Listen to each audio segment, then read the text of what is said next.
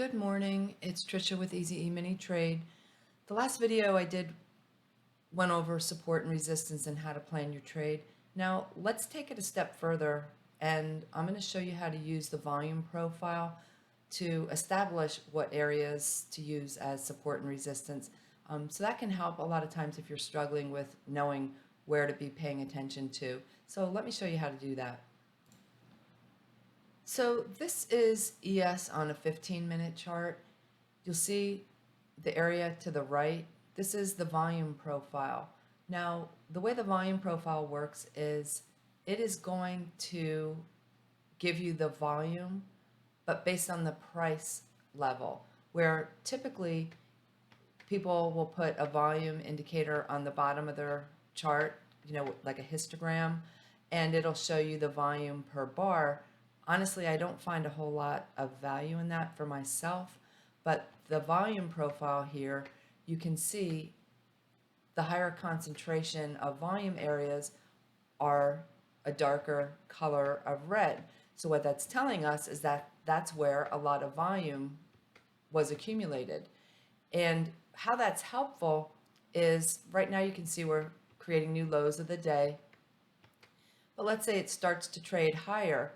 Wherever you have these little volume nodules sticking out, that's likely to be where price is going to get hung up.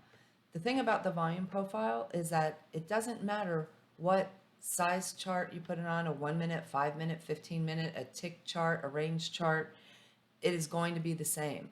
Now, I will preface that with Renko charts, possibly not as accurate, but this is helpful to know where it's likely to get hung up, because let's face it, when price is stuck at support, it's accumulating a lot of volume, which is telling us the next time it gets there, because of the sheer volume that was accumulated there, it's likely to get stuck there again.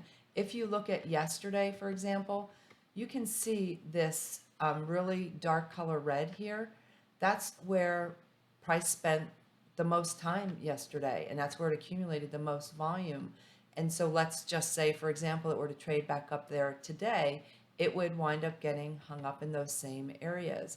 So this morning here, you can see right in this area of 37.52 so far, that's where the highest amount of volume has been accumulated so far. Of course, it's early, it's only 7 in the morning, but whenever it gets there, if it goes back up there, then it's likely to get stuck.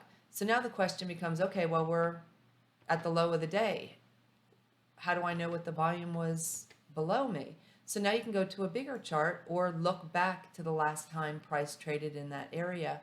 What I like to do is I like to put a volume profile on a 60-minute chart. That's what this blue is that you see here, but this is giving me the volume for the whole entire week. So it started out here on Sunday night, and it just kept accumulating the volume as each day progressed. So this is the whole entire volume for the week. So you'll see right here we have a very high volume area. So let's just say that price were to bounce. Realistically, that's going to be a spot where price is going to get hung up.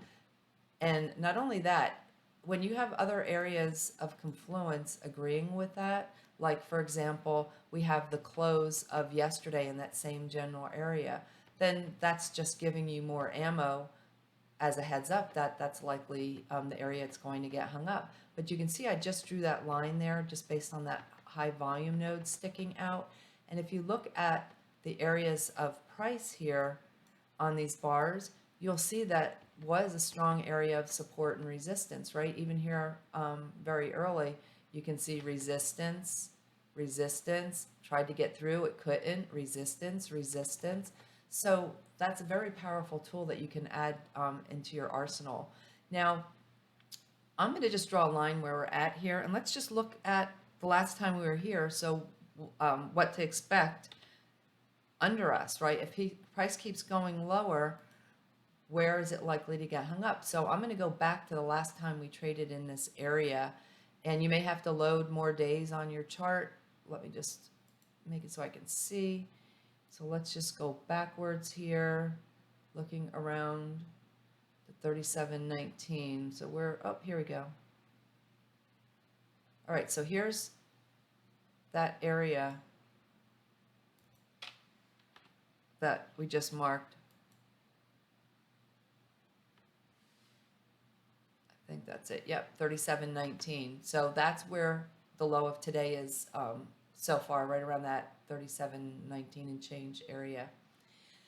So what happened below? So I'm going to look to the left here, and I can see I do have, some volume here from that week. Let me see. Let me look a little further left. Did I miss anything? Nope, I think that's the last time we were there.